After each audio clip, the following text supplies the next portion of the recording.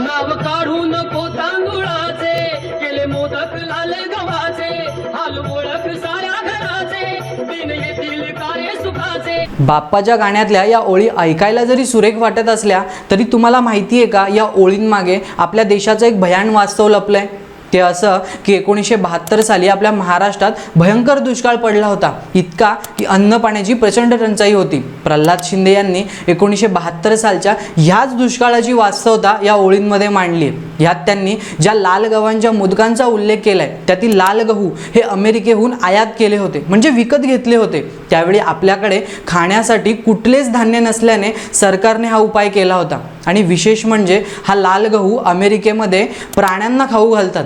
तोच लाल गहू आपल्या महाराष्ट्राच्या माणसांना खायची वेळ आली होती. तेव्हाच्या दुष्काळाने लोकांना किती असहाय्य केलं असेल ते आपल्याला या ओळींवरनं कळतं. प्रल्हाद शिंदे यांनी या ओळीमधून बाप्पाला साकडं घातलंय की तुला तांदळाचे मोदक देण्याची आमची परिस्थिती नाही, म्हणून लाल गव्हाचे मोदक केलेत. आमची ही सेवा गोड मानून घे. म्हणून आता जेव्हा जेव्हा हे गाणं ऐकाल तेव्हा तेव्हा त्यावेळचे क्षण आणि दुष्काळाची भयान परिस्थिती डोळ्यासमोर नक्कीच आणा. तर मंडळी, ही माहिती तुम्हाला आवडली असेल तर विषय आपला जायला सबस्क्राईब करायला विसरू नका.